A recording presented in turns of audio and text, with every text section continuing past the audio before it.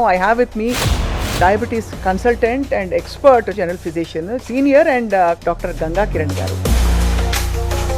మామూలుగా డయాబెటీస్ ఉన్న వాళ్ళకి ఎలా ఉండాలి వాళ్ళ డైలీ రొటీన్? డయాబెటీస్ ఉన్నవారు లేని వారితో పోలిస్తే ఆరోగ్యంగానూ ఉన్నారు, ఆహ్లాదకరంగానూ ఉన్నారు, అండ్ లాంగివిటీ కూడా వీళ్ళకి ఎక్కువ ఉంటుందండి. అదేలాగా డయాబెటీస్ లేనివారు పట్టాలు తప్పినట్టేగా, ఎప్పుడంటే అప్పుడు, ఎక్కడంటే అక్కడ, ఎలాగంటే అలాగా, ఎంతంటే అంత, ఎవరితో అంటే వాళ్ళతో దొరికింది కదా అని. ఇదివరకు చిన్నప్పుడు సార్ కేకులు ఎప్పుడో తెచ్చేవాళ్ళు సంవత్సరానికి ఒకసారి. ఇప్పుడు మాట వస్తే కేక్ కటింగ్ తినేస్తారు పిల్లలు. పిల్లలు చూడటానికి పుష్టిగా బాగానే కనపడుతున్నారు, కానీ టెస్ట్ చేస్తే విటమిన్ డి లోపం, ఐరన్ లోపం, వైటమిన్ బి లోపం. చాలా మంది ఓన్లీ వాకింగే చేస్తూ ఉంటారండి, సరిపోదు. మనకు భుజాలు బలంగా ఉండాలి, మెడ కండరాలు బలంగా ఉండాలి, బ్యాక్ మజిల్ స్ట్రెంత్ బాగుండాలి. ముఖ్యంగా మనకు సూర్య నమస్కారాలలో కంప్లీట్ గా బాడీలో ఉన్న ప్రతి మజిల్ టచ్ అవుతుంది. హార్డ్ లేబర్ చేసేవాళ్ళు వాళ్ళు ఏంటంటే లేవగానే ఫస్ట్ బాగా కంచం నిండా పెట్టుకుని అన్నం తింటారు. గిన్నె నిండా అన్నం ఉండాలి, మొత్తం తింటాడు. అంత పని ఉందిగా. మనందరం కూడా శారీరక శ్రమ కంటే కూడా మైండ్ వర్క్స్ ఎక్కువైపోయినాయి కదా. మైండ్ వర్క్స్ ఎక్కువైపోయినప్పుడు షుగర్ టెస్టింగ్ కి ఏ టెస్ట్లు ఎంత ఫ్రీక్వెంట్ గా ఎవరెవరు చేయించుకోవాలి, ఇంట్లో ఉండే గ్లూకోమీటర్స్ అవి పనిచేస్తాయా, వాటిని నమ్మచ్చా? ఇంట్లో ఉన్న వాటిని మనము ఇగ్నోర్ చేయకూడదు, అవి కూడా వెరీ ఇంపార్టెంట్. నేను ఎప్పుడు కూడా పేషెంట్స్ చెప్పేది ఒకటే, యావరేజ్ అనేది వెరీ ఇంపార్టెంట్. దయచేసి ముఖ్యంగా భారతీయులు 50 వయసు తర్వాత కండబలం కోల్పోయే ప్రమాదం ఉంది. షుగర్ ఉన్న వారికి ఇంకొంచెం ఎక్కువ. కాబట్టి ఏది బ్యాలెన్స్ అన్నది మనం కోల్పోతున్నాం. ఫస్ట్ మైండ్ సంతోషంగా ఉండండి. మనం ఏమి పోగొట్టుకోలేదు, ఏది వెలితి లేదు. ఏదో ఎక్స్పెక్టేషన్స్ పెట్టుకొని ప్రతి విషయంలో అందనంత మాత్రాన, అందుకోలేనంత మాత్రాన మనం నిరుత్సాహపడిపోయి పంతాలకు పోయి పోటీలకు వెళ్ళి దయచేసి డోంట్ లూజ్ యువర్ హెల్త్. ఇదివరకు ఏంటంటే మన పేషెంట్ కూర్చున్న వెంటనే నీకు షుగర్ ఉందంటే నువ్వు చక్కెర తీసుకోకూడదు, అది తీసుకోకూడదు, ఇది తీసుకోకూడదు, ఇది అది అది అది కాకరకాయ జ్యూస్ తాగు, మెంతులు తిను, ఇంకేదో ఏంటి నేరేడు పళ్ళు దొరుకుతాయి బాగా సీజన్లో బాగా తినేసాయి, అది డైట్ అయిపోయేది. లుకింగ్ పాజిటివ్లీ కొంతమంది మంచి డైట్ రోల్ ప్లే చేస్తున్నారండి, మంచి డైట్స్ తీసుకుంటున్నారు. బట్ ఎక్కడో చిన్న మిస్టేక్ ఉండొచ్చు. ఆ చిన్నదాన్ని కూడా పాజిటివ్గా కరెక్షన్ చేయాలి. లేదు ఇంకొకరికి ఫిజికల్ యాక్టివిటీ ఉంటుంది, ఆయన జిమ్ వెళ్తున్నాడు, రోజు 30 యోగాసనాలు చేస్తాడు, సైకిల్ దొక్కుతున్నాడు, రోజు 10,000 స్టెప్స్ వేస్తున్నాడు. అతను పట్టుకుని నువ్వు ఇంతే తినంటే ఆడ సరిపోతుంది, లో షుగర్ వచ్చి పడిపోవచ్చు. అవును. సో అతనికి కావాల్సిన క్యాలరీస్ ప్రకారం చెప్పాలి. ఇప్పుడు అతను ఒకవేళ అనుకుందాం ప్యూర్ వెజిటేరియన్, ఏం తింటున్నాడు, అన్నం తింటున్నాడు, పప్పు తింటున్నాడు, మజ్జిగో పెరుగో తింటున్నాడు, అప్పుడప్పుడు పప్పుల పొడి తింటున్నాడు, ఆవకాయ ఊరగాయ తింటున్నాడు, ఇంకేముంది అందులో? అంటే పప్పే ఎక్కువ బాగా తినాలి, ఆకుకూర తినాలి. సో అక్కడ ఇప్పుడు మనం మళ్ళీ రిమైండ్ చేయాల్సింది ఏంటి నాయన, గుగ్గుళ్ళు ఉంటాయి, చెన్నా ఉంటుంది, రాజ్మా ఉంటుంది, అవేం పాపం చేసినాయి, నువ్వెందుకు వాటిని నెగ్లెక్ట్ చేస్తున్నావు? అంటే మనకి సౌత్ ఇండియన్ మీల్స్లో సార్ ఈ రాజ్మా చోలే ఇప్పుడు వచ్చాయి, ఇవన్నీ సహజమైన భాగం అయితే కాదు. కరెక్టే అండి, బట్ వర్క్ క్వాంటిటీ మారిపోయింది కదా. అవును, కరెక్ట్. అప్పుడు మీరు చూడండి, ఆ స్కూల్లో పనిచేసే పండితుడు లేదు ఆ గుళ్ళో ఉన్న పూజారి, ఆ క్వాంటిటీ ఫుడ్ కూడా చాలా లిమిటెడ్గానే అందేది. ఇప్పుడు వాళ్ళకు స్ట్రెస్ పెరిగింది పాపం. 24/7 వాళ్ళు అవైలబిలిటీ ఉండాల్సిన అవసరం వచ్చింది. లాంగ్ స్టాండింగ్ ఫాస్టింగ్, ఒక్కసారిగా food availability, you want have more. కష్టం ఆ టైంలో కంట్రోల్ చేయడం కష్టం. అది main. Again we need to bring in some kind of governance. ఏంటి, కొంచెం సలాడ్ తిన్నాం అనుకుందాం, సేమ్ కైండ్ ఆఫ్ ఆకలి, ఏదో అసంతృప్తి ఉంది, ఎక్కువ తినాలనిపిస్తుంది, తినేస్తాం కూడా. బట్ ఇక్కడ దాన్ని ఎలా బ్రేక్ చేయొచ్చు మనం? మంచి సలాడ్, ఒక 2 టమాటోస్ కావచ్చు, ఒక క్యారెట్ కట్ చేసింది కావచ్చు, కీరకాయ కట్ చేసింది కావచ్చు. నేను ఫ్యాన్సీగా చెప్పాలనుకుంటే చాలా పేర్లు ఉన్నాయి, బట్ నేను కామన్ మ్యాన్కి అందేటట్టుగా చెప్తాను. అవును, కేలు, లెట్యూస్ ఇవన్నీ కాకుండా. నువ్వు ఇట్ట కిచెన్ లేకపోతే ఏ ఊర్లో కిచెన్లోనైనా ఒక ఇంట్లో కనపడేటివి టమాటా కనపడుతుంది, క్యారెట్ కనపడచ్చు, బీట్రూట్ కనపడచ్చు, ఒక రకంగా చెప్పాలంటే పచ్చి బీన్స్, బెండకాయ కూడా చెప్పచ్చు, దొండకాయ చెప్పచ్చు, anything you can eat actually కడుక్కొని. కరెక్ట్, అవును. సో మంచిగా వెజిటబుల్ సలాడ్ తిన్నామా, కొంచెం మంచిగా పైన నిమ్మకాయ పిండుకున్నామా, ఉప్పు కారాలు చల్లటం కాదు, మంచిగా నిమ్మకాయ పిండుకున్నారు, పచ్చిమిరపకాయని కూడా స్లైట్గా కట్ చేసి కూడా మీరు అందులో నంచుకొని తిన్నారా? సో ఒక పని అయిపోయింది, సో రొంత తిన్నారు. ఆ తర్వాత you go to your food. నేను ఇప్పుడు మీరు కొంచెం సూప్ తాగితే మంచిది, ఆ తర్వాత కొంచెం స్టార్టర్స్గా ఇది తినండి, ఆ తర్వాత మెయిన్ కోర్సుకు రండి. సో అవన్నీ కరెక్టేనండి, బట్ కామన్ మ్యాన్కి ఏంటి ఇది విషయం. పూర్వం చారు తాగేవాళ్ళు సార్, చారు. సో సూప్ అయిపోయిందా? అంతే. ఇంకొక విషయం కూడా చూడండి, మనకు ఎప్పుడూ కూడా ఫుడ్ అనేది పల్చగా ఒక అరిటాకులో పెడితే కారిపోతుంది, పోతుంది, నువ్వు జాగ్రత్తగా తినాలి.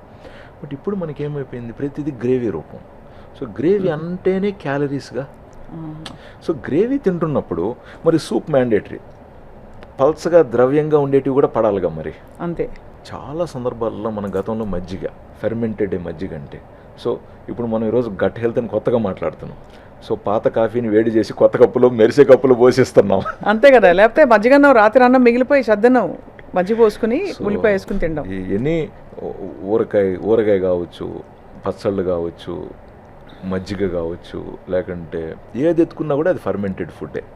ప్లస్ మనకు ఆ రోజుల్లో ఫ్రిడ్జ్లు లేవు కాబట్టి, సో ఉదయం చేసింది మధ్యాహ్నం సాయంత్రం తినేతలకి నువ్వు ఏది తిన్నా లైట్గా పులిపెక్కింది పప్పు అనేవాళ్ళు. అంతే. లేదా పొద్దున చేసిన రసం కొంచెం, లేదా వాటెవర్. సో ఇవన్నీ కూడా ఫర్మెంటెడ్ అయిపోయేటివి ఆటోమేటిక్గా. ఈవెన్ వెజిటబుల్స్ కూడా నిన్న మొన్న తెచ్చినటివి కైండ్ ఆఫ్ లిటిల్ ఫర్మెంటేషన్ లోపల జరుగుతూ ఉంటుంది. అదే అదే. సో సరిపోయేది అక్కడికి. So again now this has become a science with evidence. Right. And because we are doctors, we are now forcing this again into the system. అవును. And to implement this into the common man implement చేయడానికి మాకు సహకరించేది ఎవరు? Nutritionist, care takers, అవును, dietitian వాళ్ళు దీన్ని follow up చేయడానికి అవన్నీ చూసుకుంటూ. సో మళ్ళీ ఇదంతా ఒక kind of a system protocol. Sir మీరు చెప్పారు అమ్మాంతం ఆకలి వేస్తే వెజిటేరియన్స్ ఏం తింటారని. ముందు మీరు ఏమంటున్నారు, సెటైటీ పెంచడానికి, ఫైబర్ పడడానికి, బాడీలో ఫైబర్ పడంగానే అన్నం తింటే గ్లైసెమిక్ ఇండెక్స్ అంత పోదు పైకి, అంతే కదా సార్? ఫండమెంటల్.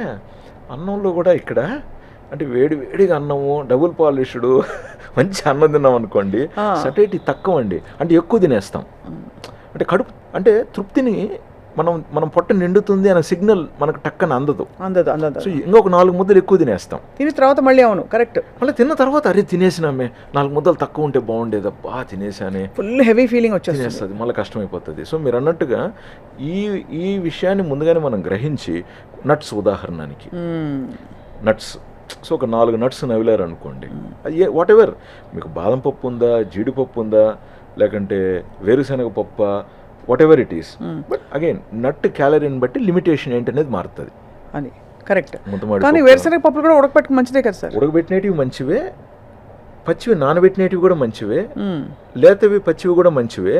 బట్ ఎండిపోయినవి లిమిటెడ్గా తినాలి, ఎందుకంటే అది మళ్ళీ మనకి ఆయిల్ కొలెస్ట్రాల్, ట్రైగ్లిజరైడ్స్ పెంచుతుంది. సో వాటికి వచ్చినప్పుడు లిమిటేషన్స్ మాట్లాడతాం, వేయించినవి మాట్లాడినప్పుడు. ఉడకబెట్టినవి, పచ్చివి, లేతవి, నానబెట్టినవి ఫైబర్ ఎక్కువ ఉంటుంది, అవును, ప్రోటీన్ కూడా బాగానే ఉంటుంది. కాబట్టి ఇక్కడ లిమిటేషన్ నేను చెప్పను, ఎందుకంటే వాళ్ళు ఎలాగో ఎక్కువ తినరు.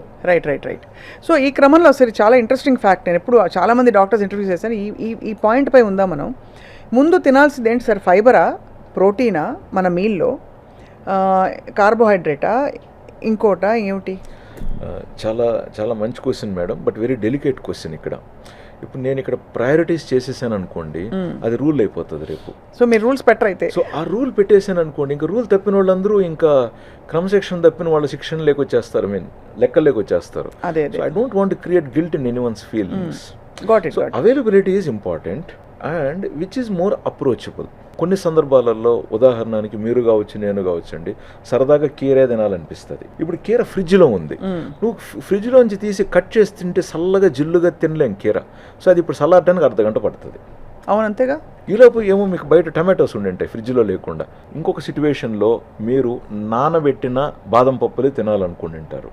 సో నిజంగా అవి అవైలబిలిటీ ఉంటే అవి ఫస్ట్ పీరియడ్లో మంచివి, బట్ నానబెట్టకుండా ఉండింటే అంత తొందరగా అరగదు, మంచిది కూడా కాదు, దాని మీద అదో ఫైటిక్ యాసిడ్ ఏదో ఉంటుంది కదా సార్. సో కాబట్టి please always understand reality.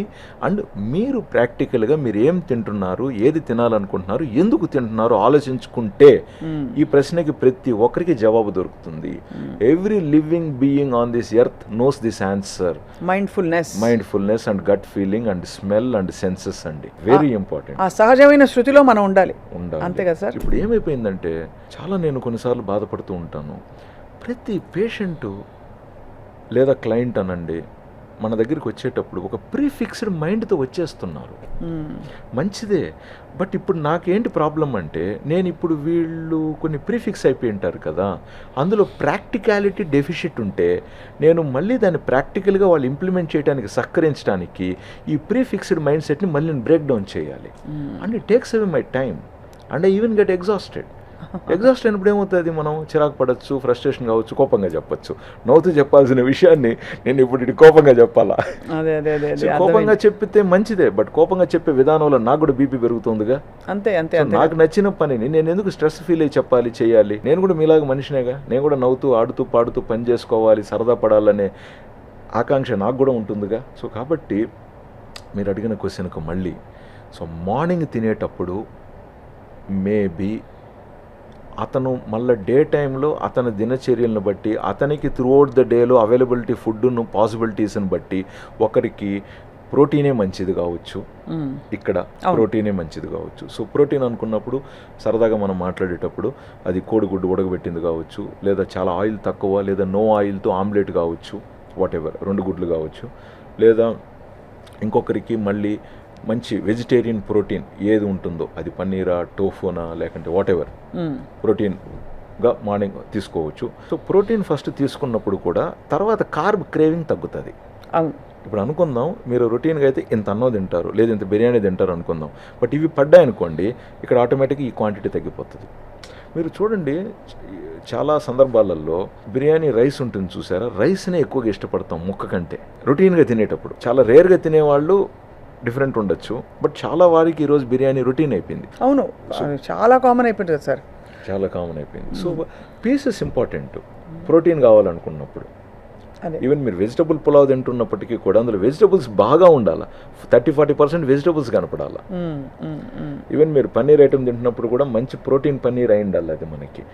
So లేదు మనం ఫైబర్ తింటున్నాం అనుకుందాం, జనరల్గా ఫైబర్ కూడా మనకు వెరీ ఇంపార్టెంట్ మలబద్ధకం ఉండకుండా ఉండటానికి. లేదు వీళ్ళు ఆఫీస్లో పోయి ఈవినింగ్ బర్గర్ తింటారు, ఆ తర్వాత రాత్రి బిర్యానీ తింటారు అనుకుందాం, ఇక్కడ ఫైబర్ పడాలి, అంతేగా బ్యాలెన్స్ అవ్వాలి కదా, బ్యాలెన్స్ అవ్వాలి.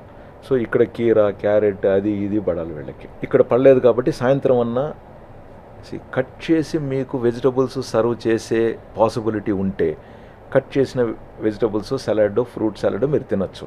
బట్ ఎంతమందికి ఉంటుంది అవకాశం? ఉండకపోవచ్చు. సో అటువంటప్పుడు హోల్ ఫ్రూట్ అంటే కడుక్కొని బ్యాగ్లో పట్టుకెళ్ళిపోయినామా ఎక్కడన్నా తినచ్చు. అదేంటి, యాపిల్ కావచ్చు, జామకాయ కావచ్చు, ఇంకా ఇలాంటి ఫ్రూట్స్ కొన్ని ఉంటాయి, జస్ట్ కొరుక్కొని తింటాం అంటే చెడిపోవు. ఇప్పుడు వాటర్ మెలను, పప్పాయ ఇవి కట్ చేసుకొని తీసుకెళ్ళాలా, అంటే కట్ చేస్తే 2 hours 3 hours తినాలా, తినకపోతే అవి మళ్ళీ పాడైపోతాయి. అఫ్కోర్స్ ఒక ఐస్ ప్యాక్ లాంటిది పెట్టుకొని వెళ్ళామనుకోండి ఈవినింగ్ కూడా ఫ్రెష్గానే ఉంటాయి. సో రియాలిటీని మనం చూడాలండి, సూపర్ ఇంపోజ్ చేయకూడదు ప్రతి దానికి పెట్టి మనం ప్రాక్టికల్ పాయింట్ చెప్పారు సార్. ఎందుకంటే మీరు అన్నట్టు ఏం తినాలి అని ప్లాన్ చేసుకుని వాటికి ఏర్పాట్లు చేసుకునేసరికి సగం స్ట్రెస్ వచ్చేస్తుంది ముందు. ఏదో కొన్ని సందర్భాలలో కుదురుతుంది పర్ఫెక్ట్గా, అవును, చాలా సందర్భాలలో కుదరదు. కొన్ని సందర్భాలలో మా న్యూట్రిషనిస్ట్తో నేనే గొడవ పడుతూ ఉంటాను. తల్లి ఒకసారి వినండి వాడు ఏం చెప్తున్నాడు. వాడు వచ్చింది ఖమ్మం దగ్గర నుంచి, ఖమ్మంలో ఆయనకి కిరాణా కొట్టు ఉంది. ఒకసారి ఆయన మార్నింగ్ నుంచి రాత్రి వరకు ఏం చేస్తాడు, శని ఆదివారాలు ఏం చేస్తాడు, ఒకసారి ఆయనతో మాట్లాడండి తల్లి. దానిలోనే మనకు చెప్పాలి ఆలోచన విధానం ఎలా మలుచుకోవాలని చెప్పి. లేదా ఇంకొక వ్యక్తి మనకు నిజామాబాద్ దగ్గర నుంచి, ఆర్మూర్ దగ్గర నుంచి, పక్కన పల్లి నుంచి వచ్చి ఉంటాడు. మనకు ఏది ఫేమస్ పల్లి ఉంది అక్కడ, మనకి టక్కన నోట్లు రావట్లేదు నాకు. మనకు ఈ కోల్డ్ కూడా చాలా ఫేమస్ మనకు, అంకాపూర్ చికెన్. అవును. సో ఇంకొక అతను అంకాపూర్ నుంచి వచ్చి ఉంటాడు, వ్యవసాయం కష్టపడుతూ ఉంటాడు ఉదయం నుంచి సాయంత్రం వరకు. ఇప్పటికి కూడా పొలానికి కూడా కారు వేసుకొని పోయేవాళ్ళే, భీమవరం టైపు. సో అంకాపూర్ నుంచి వచ్చిన వ్యక్తి అనుకుందాం, ఫార్మర్. అతను ఏం జరుగుతుంది, బట్ రీసెంట్గా చేంజెస్ వచ్చాయి అక్కడ కూడా. అవును, మిషనరీ అడాప్టేషన్ వాటి వల్ల కొంచెం సెడెంటరీ లైఫ్ స్టైల్ మారుతుంది అక్కడ. లేదు ఇంకొక వ్యక్తి కరీంనగర్ నుంచి వచ్చి ఉంటాడు. సో ఇంకొక అతను టీచర్ అయి ఉంటాడు. సో కాబట్టి మనం వినాలా, దానికి మనకు చాలా టైం పడుతుంది, 10-20 minutes రొటీన్ అండర్స్టాండ్ చేసుకుని అందులో మరి మార్పులు చేర్పులు చెప్పగలగాలి. అందులో ఎక్కడ ఆలోచన విధానంలో చిన్న పొరపాట్లను దాన్ని సవరిస్తే సరిపోతుంది. వాళ్ళే ఆలోచించుకున్నప్పుడు సెట్ అయిపోతారు. నేను ఇంకా ఐటీ ప్రొఫెషనల్ గురించి, నేను సిటీ లైఫ్ గురించి మాట్లాడట్లేదు. అమ్మో అదొక పెద్ద టాపిక్ సార్, చాలా సపరేట్, వేరే గ్రహం మీద అసలు. లేదు ఇంకొక ఊర్లో అతనికి బంగారు షాప్ ఉంది, లేదు ఇంకొక ఊర్లో ఆయన టీచరు, చాలా బిజీ, సాయంత్రం అయితే మళ్ళీ ట్యూషన్స్ ఉంటాయి.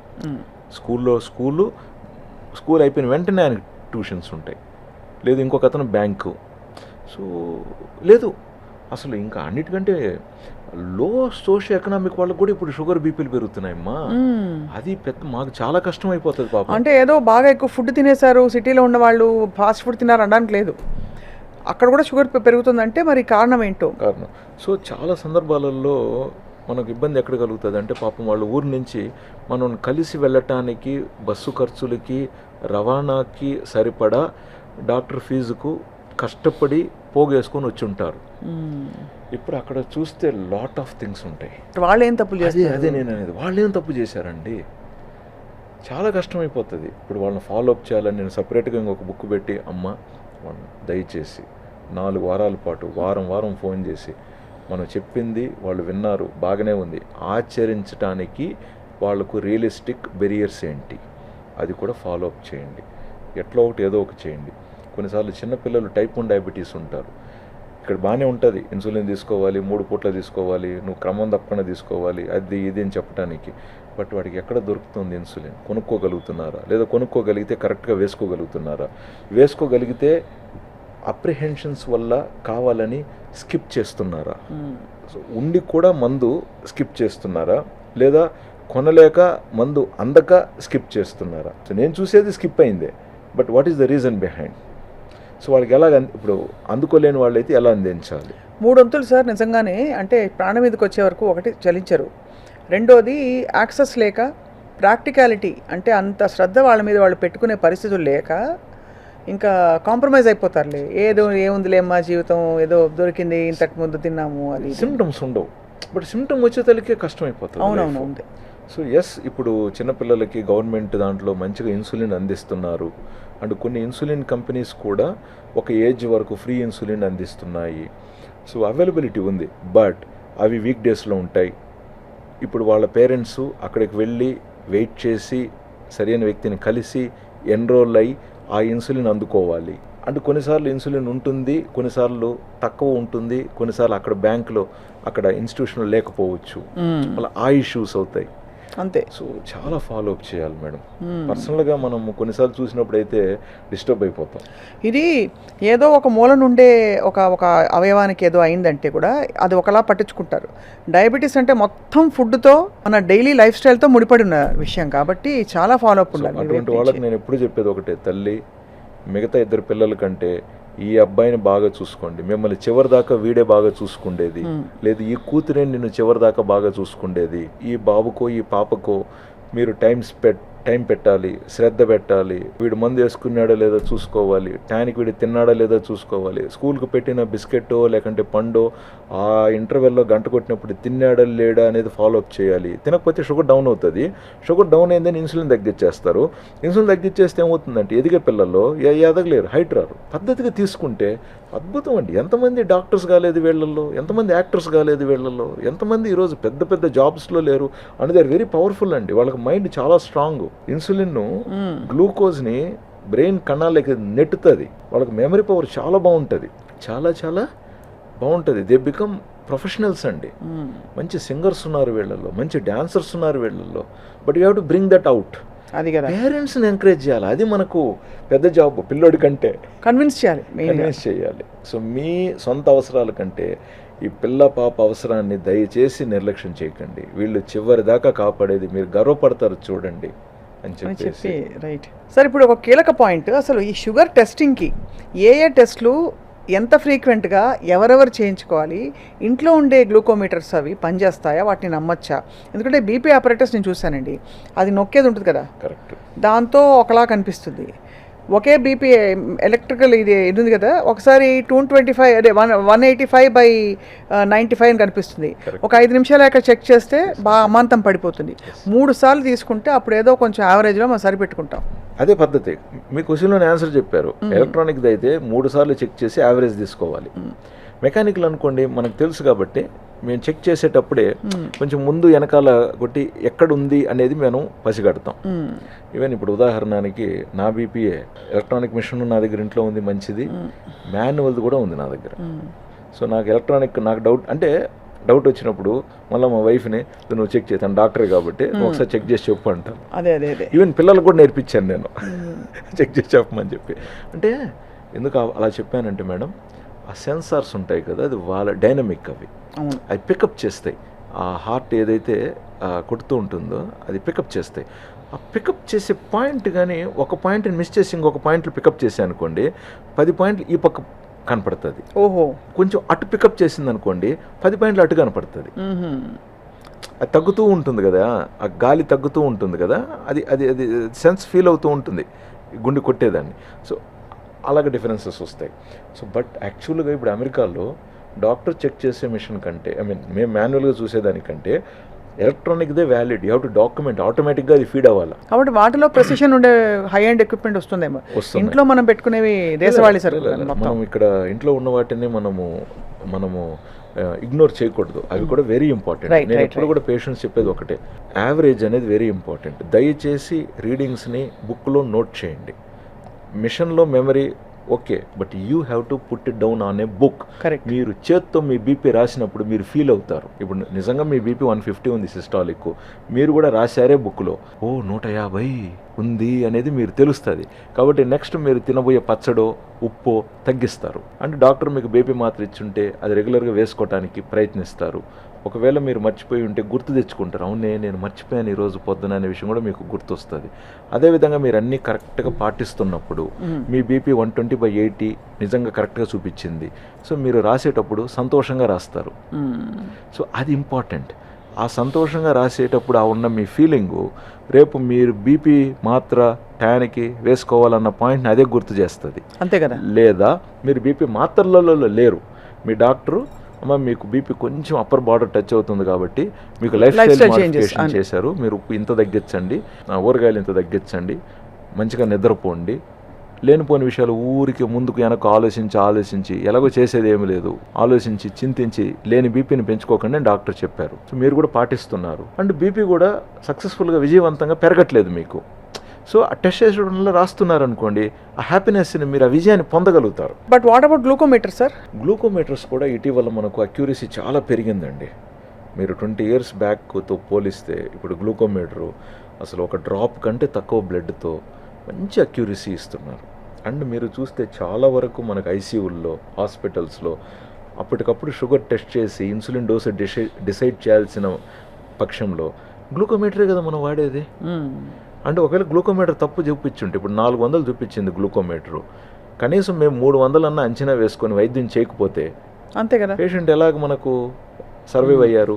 లేదా గ్లూకోమీటరు లో షుగర్ చూపించింది, ఇమీడియట్గా మనం గ్లూకోజ్ ఇచ్చో ఓరల్గానో సలైన్లోనో పేషెంట్ని కాపాడాం కదా మనం. మరి గ్లూకోమీటర్ చూపించకుండా ఉంటే ఎలా తెలిసేది? సో ఇక్కడ క్వశ్చన్ ఏంటంటే హౌ మచ్ అక్యూరేట్ అదే. సో మనక్కడ గుర్తించాల్సింది ఏంటంటే హై వెళ్ళే కొద్దీ షుగరు వేరియేషన్ కొంచెం పెరగచ్చు, మరి లోకి వచ్చే కొద్దీ వేరియేషన్ కొంచెం పెరగచ్చు. 100 to 200 అక్యూరసీ పెరగచ్చు. 350 దాటిన తర్వాత వేరియేషన్ పెరగచ్చు అన్న మాటనే సార్ అక్యూరసీ తగ్గుతుందని నేరుగా మీరు చెప్పచ్చుగా అనొచ్చు మీరు. మనం లాజికల్ సెన్సు, మన ఎక్స్పీరియన్స్ని, మన నాలెడ్జ్ని వాడుకొని మనం ఒక ఫ్యాక్ట్ని యాక్సెప్టెన్స్కి వచ్చేదానికి 380 చూపించింది మీటరు. ఏమని చూపించింది? హై షుగర్ అని చెప్పింది. షుగర్ మితిమీరి ఉందన్న విషయాన్ని అది చెప్పింది. మితిమీరి ఉంది అన్న షుగర్కి ఇక్కడ ఏదో ఉంది కదా పరిష్కారం, నెక్స్ట్ నువ్వు దాంట్లోకి వెళ్ళాలి కదా. అవును, ఇప్పుడు నువ్వు నీ మీటర్ తీసుకురా, నా మీటర్ తీసుకురా, 1-2 సార్లు కొట్టి అరే ఇది 350 చూపించింది, అది ఇప్పుడు 370 చూపించింది, పక్కింటోడు దాంతో చెక్ చేస్తే 400 చూపించింది. హెడ్లైన్ ఒకటే చూడాలి, గ్లూకోజ్ పెరిగింది. ఏదేమైనా షుగర్ మీది నెత్తి మీద వరద, 200కు పైన ఉంది. ఇప్పుడు నెక్స్ట్ ఏంటి అని ఆలోచించాలంటే డాక్టర్ని కలవాలన్నా, ఫిజికల్గానా, లేకంటే ఫోన్ కన్సల్టేషనా. ఇప్పుడు ఫస్ట్ టైం డాక్టర్ అంటే ఫిజికలే బెస్ట్, బట్ ఆల్రెడీ తెలిసిన డాక్టర్ కాబట్టి షుగర్ పెరిగితే మీరు ఫోన్ కన్సల్టేషన్ తీసుకోండి అని చెప్పారు కాబట్టి ఫోన్ కన్సల్టేషన్ చేయొచ్చు. లేదా షుగర్స్ ఇలా ఎప్పుడన్నా పెరిగితే మీరు ఇలాగ ఇన్సులిన్ డోస్ని అడ్జస్ట్ చేసుకోమని చెప్పారా డాక్టర్ ఆల్రెడీ, సో ఏదైనా టేబుల్ ఇచ్చారా, లేదా ఎందుకు పెరిగింది, డోస్ మందు ఏదైనా మిస్ అయినామా, లేదా తినకుండా ఏదైనా తినేసామా అనేది కదా మనం చూడాలి. అంతే. ఇప్పుడు నువ్వు ఏమి నిరూపించుతున్నావు? మిషన్ తప్పని నిరూపించి నువ్వేం సాధించబోతున్నావు? అది కాబట్టి అంటే మీరు ఆ లెవెల్ ఆఫ్ అక్యురసీ ఎలాగో ఉంటుంది, ఆ direction of the whole thing చూడాలి అంతే తప్ప. చెప్పారు అదే డైరెక్షన్ చూసి అక్కడి నుంచి యాక్షన్ తీసుకోవడం ముఖ్యం, దాని గురించి ఓవర్ యాక్షన్ కాదు అని చెప్తున్నారు. అంతే కదా సార్. ఇప్పుడు మీ మిషన్ 70-60 చూపించింది. ఫస్ట్ ఏం చేయాలి? 2 చెంచాల గ్లూకోజ్ పౌడర్ 4 మీద పెట్టి చప్పరించండి, లేదా పంచదార. అరే 70 వచ్చేసింది, ఒరే 70, నువ్వు ఇంకొక మిషన్ తీసుకురా, లేదా 2వ పెట్టు, 3వ పెట్టు. 3 నిమిషాలు 4 నిమిషాలు వేస్ట్ అయింది. ఈ 3-4 నిమిషాలలో బ్రెయిన్కి గ్లూకోజ్ ఏమవుతుంది సార్ అందకపోతే? That is again a different thing. But anyway పాజిటివ్గా చెప్తే సర్దుకుంటుంది, అడాప్ట్ అవుతుంది. మన లివర్లో నుంచి కూడా గ్లూకోజ్ ప్రొడక్షన్ అయ్యి మళ్ళీ బ్లడ్లోకి రిలీజ్ అయ్యి మళ్ళీ అది వచ్చి మళ్ళీ మన బ్రెయిన్కి అందుతుంది. కొంచెం స్ట్రగుల్ అవుతుంది, అంటే కొంచెం ఇబ్బంది అవుతుంది. టైం కరెంటు పోయింది, ఈ జనరేటర్ యూపీఎస్ ఆన్ అయ్యేయడానికి డిపెండ్స్. పాత సిస్టమ్ అనుకోండి కొంచెం లేట్ అవ్వచ్చు. అవును. ఫ్రెష్ సిస్టమ్ అనుకోండి ఇమీడియట్గా వచ్చేయచ్చు. సో ఎల్డర్లీ పర్సన్ ఇతర ఇష్యూస్ ఉన్నప్పుడు డిలే అవుతుంది అందుకోవటం. యంగ్స్టర్ అనుకోండి ఇమీడియట్గా రావచ్చు. ప్లస్ అతని హ్యాబిట్స్ను కొంచెం ఆల్కహాలిక్, లివర్ ఇష్యూ ఉంది, కిడ్నీ ఇష్యూ ఉందనుకోండి, ఆ లివర్ గ్లూకోజ్ రావడానికి లేట్ అవ్వచ్చు లేదా తక్కువ రావచ్చు. హెల్తీ ఇండివిజువల్ అనుకోండి అసలు తెలియదు, చాలాసార్లు మనం సీజీఎంఎస్ పెడతాం కదా, ఆ లో షుగర్ వచ్చి కరెక్షన్ అయిపోయి ఉంటుంది, అసలు ఈ వ్యక్తికి తెలియదు వచ్చినట్టు. అర్థమైంది. మామూలుగా డయాబెటీస్ ఉన్న వాళ్ళకి మీరు అన్నారు కదా పట్టాల మీద ఉండే బండి అని చెప్పి, ఎలా ఉండాలి వాళ్ళ డైలీ రొటీన్? ఫర్ ఎగ్జాంపుల్ ఒక యావరేజ్ హ్యూమన్ బీయింగ్ తీసుకుంటే. మేడం, నేను డైరెక్ట్గా మీ క్వశ్చన్కి ఆన్సర్ ఇస్తే అది నేను ఇంపోజ్ చేస్తున్న రూల్ లాగా అయిపోతుంది. నేను ఎలా అంటానంటే దీనికి ఒక 40-50 ఇయర్స్ బ్యాక్ అనుకుందాం, లేదు ఇప్పుడు కూడా కావచ్చు, ఒక మంచి ఉపాధ్యాయుడు, ఒక హెడ్ మాస్టర్, ఒక స్కూల్ బాధ్యత ఉన్న అతను, ఒక మంచి కుటుంబ వ్యక్తి, ఎలా ఉంటుంది ఆయన జీవనశైలి చెప్పండి? బాధ్యతగా ఉంటుంది. పొద్దున్నే లేస్తాడు, ఇంట్లో పనులు చూసుకుంటాడు, ఇంట్లో 4 చెట్లు ఉంటే దానికి ముందు నీళ్లు పోసుకుంటాడు, ఒకవేళ తులసి చెట్టు ఉంటే దానికి ఏదో పోయి చూసుకుంటాడు, ఆ తర్వాత ఏదో చూసుకుంటాడు. ఇప్పుడు ఆయన స్కూలు ఆ ఊర్లో ఒక 3-4 కిలోమీటర్ల దూరంలో ఉంటుంది. సో సైకిల్ ఎత్తుకొని హెడ్ మాస్టర్ అయినా సైకిల్లో పోతాడు. స్కూల్కి ఒక 10 నిమిషాలు ముందే ఉండి వాడు వాచ్మెన్ గేట్ తెరిచాడా, స్కూల్స్ అన్నిటిలో క్లీన్ చేశారా, బల్లల మీద ఏమన్నా దుమ్ము ఉందా, సో అన్నీ చూసుకొని రెడీ చేసుకుంటాడు. మేబీ టిఫిన్ సంథింగ్ ఇంట్లో తినేసి వెళ్ళుంటాడు, లేదా అక్కడ తినచ్చు. ఒక పాజిటివ్ వైబ్స్తో స్టార్ట్ అవుతుంది. అవును. మేబీ మధ్యాహ్నానికి అయ్యే తలికే కొంచెం ఆయనకు స్ట్రెస్ ఉండొచ్చు, బట్ ఎనీవే టైంకి గంట కొట్టి తలికే అందరూ భోంచేస్తారు, టైంకి భోంచేస్తారు ఫస్ట్. అది అదేవిధంగా స్కూల్ అయిపోయిన వెంటనే ఏదో ఒక జామకాయో ఒక పండో వీలైతే అక్కడనే ఏదో తినేయటం, మళ్ళీ ఇంటికి వచ్చిన వెంటనే సంథింగ్ ప్రాపర్గా ఉడకబెట్టిన గుగ్గుళ్ళు, బొనిగులు, లేదా ఒకరోజు సంథింగ్ న్యాచురల్, చాలా వరకు సీజన్ను బట్టి అక్కడ లోకల్గా దొరుకుతున్న పండ్లు, అది జామకాయో బొప్పాయో లేకంటే మామిడిపండు సీజన్ అయితే ద్వారగా మాగిన మామిడిపండు సంథింగ్. ప్లస్ కొంచెం ఎర్లీగా డిన్నర్ చేసేయటం, వీలైనంత వరకు ఎర్లీగా కొంచెం పడుకోవటం, ఎందుకంటే మళ్ళీ పొద్దున్నే లేయాలి కాబట్టి. ఇప్పుడు దీన్ని నేను మీకు డయాబెటీస్ ఉంది కాబట్టి ఇలా మీరు పాటించాలంటే ఇది ఫస్ట్ ఫేజ్లో పనిష్మెంట్గానే యాక్సెప్టెన్స్ ఫీల్ అవుతారు. మంచి పాయింట్ చెప్పారండి. ఇది అందరికీ వర్తించాలి నిజం చెప్పాలంటే మీరు. కరెక్ట్. అదేవిధంగా ఒక మంచి మ్యూజిక్ టీచర్ ఉందనుకుందాం గతంలో, ఆవిడ పొద్దున్నే లేచి ఆవిడ కంఠాన్ని దాన్ని ఎలాగ పదును పెడుతుంది, లేచి ఇష్టం వచ్చినప్పుడల్లా ఒక చల్లని ఐస్ క్రీమ్, నచ్చినప్పుడల్లా ఒక సాఫ్ట్ డ్రింక్ తాగేస్తుందా తను? తాగదుగా, ఇంపాసిబుల్. నచ్చినప్పుడల్లా కనపడిన మంచి ఫ్రైడ్ ఆయిల్ ఐటము కనపడిందంత తినేస్తుందా, తినేయగలుగుతుందా? లేదు. ఒక క్రమశిక్షణ, మళ్ళీ ఎక్కడెక్కడ వాళ్ళు పాటలు పాడాలి, స్వరపేటిక ఎక్కడ ఇబ్బంది పడుతుందనేమోనని ప్రతి మాట ఆచి తూచి గొంతు సౌండ్, ఎందుకంటే అన్నెసెసరీగా ఎక్కడో ఒకటి ఏదో ఒకటి మాట్లాడేసుకొని ఎక్కడెక్కడో ఏదేదో నవ్వుకొని ఏదేదో కబుర్లు చెప్పేసుకొని పనికిరానేటివన్నీ మాట్లాడేసుకుంటే చివరికి తనకు అవసరమయ్యే తలిగే స్వరం సహకరించకపోవచ్చు స్వరపేటిక. కాబట్టి ఎంత వాళ్ళు లిమిటెడ్గా ఉండేవాళ్ళండి. అంతే కదా. ఏది మాట్లాడాలనో అది, ఏది ఆలోచించాలనో కూడా అదే మళ్ళీ. ఎందుకంటే ఏదంటే దాన్ని ఆలోచనలు తీసేసుకుంటే నిద్ర పట్టదు, రాత్రికి నిద్ర పట్టకపోతే మళ్ళీ పొద్దున్నే ఆ పాట పాడటం అనేది it's everything has to go into the brain, right? They have to be very conscious and cautiously doing it, right? So I'm just trying to compare with some noble professions అండి. అదే అంటే they have to live a life. Correct. Yeah, what about those who are not in noble professions? అంటే బాగా రెక్కాడితే కానీ టొక్కాడదనే లాంటి professions కొన్ని అంటే మనకి నిజంగానే బాగా హార్డ్ లేబర్ చేసేవాళ్ళు. వాళ్ళు ఏంటంటే లేవంగానే ఫస్ట్ బాగా కంచ నిండా పెట్టుకుని అన్నం తింటారు. సో ఇక్కడికి వచ్చే తలికే ఇప్పుడు కూడా మనం పొలంలో ఉంటాడు, గిన్నె నిండా అన్నం ఉండాలి, మొత్తం తింటాడు. బట్ అంత పని ఉందిగా. అంతేగా, అంత పని ఉందిగా. సో ఎందుకు నేను ఫస్ట్ ఈ ప్రొఫెషన్స్తో చెప్పానంటే ఇవాళ రేపు చాలా వరకు మనందరం కూడా పనుల్లో ఉంటున్నాం. సో అంటే అలాంటి పనుల్లో ఉంటున్నాం అంటే శారీరక శ్రమ కంటే కూడా మైండ్ వర్క్స్ ఎక్కువ అయిపోయినాయి కదా. కరెక్ట్. సో మైండ్ వర్క్స్ ఎక్కువ అయిపోయినప్పుడు మరి మైండ్ వర్క్ ఎక్కువ ఉన్న వాళ్ళలాగానే మనం వర్క్ చేయాలి కదా అనేది ఒకవైపున. అవును. ఇప్పుడు అప్పట్లో ఇవన్నీ లేని వాళ్ళు, ఈ క్రమశిక్షణ సంబంధం లేకుండా ఉంటే లేచిన వెంటనే అన్నీ తినేసి వాట్ ఎవర్ దే డిడ్, అవును, లేట్ నైట్ వరకు వాళ్ళు కూడా ఊర్లలో జాతరలు ఉండేటివి, పండుగలు ఉండేటివి, వాళ్ళకంటూ కొన్ని రకమైన ఉండేటివి. So they enjoyed everything in their life, but physical activity was mandatory. వారికి ఉదయం నుంచి మధ్యాహ్నం వరకు పని పని పని. కాబట్టి ఆ పనిలో ఏమైపోయింది, వీళ్ళు ఎక్కువగా ఎంత తిన్నా కూడా అంత ఖర్చు అయిపోయేది. ఆ పనికి తగినట్టుగా తినకపోతే వీళ్ళకి నీరసం వచ్చేది. కాబట్టి ఆడికాడికి క్యాలరీ ఇంటేక్, క్యాలరీ ఎక్స్పెండిచర్ కాడికి బ్యాలెన్స్ అయిపోయింది. వెయిట్ ఎక్కువ పుట్టానయ్యే పరిస్థితే లేదు. పరిస్థితి ఏది లేదు. ఎవరికైతే లిమిటెడ్ క్యాలరీస్ ఖర్చు పెట్టే పని ఉండిందో వాళ్ళు కూడా లిమిటెడ్ క్యాలరీసే కన్జ్యూమ్ చేసుకున్నారు. సో ఓవరాల్గా బ్యాలెన్స్ అయిపోయింది అక్కడ. ఇక్కడ ఫిజికల్ యాక్టివిటీ లేని వ్యక్తి ఏమో ఓవర్గా కన్జ్యూమ్ చేస్తున్నాడు, ఆ రకంగా హై క్యాలరీ వెళ్ళిపోతుంది. ఇప్పుడు ఉదాహరణకు ఒక ఆటో డ్రైవరే తీసుకుందాం, ఒక డెలివరీ బాయ్ తీసుకుందాం. సో నీకు అవైలబిలిటీ ఆఫ్ ఫుడ్ ఉంది, బట్ ఫిజికల్ యాక్టివిటీలో నువ్వు ఖర్చు పెట్టే క్యాలరీస్ ఆల్మోస్ట్ తక్కువ, అంతే కదా. సో ఏమవ్వాలా ఆ క్యాలరీస్ అన్నీ. అట్లా మనం conscious living is answer for many questions today.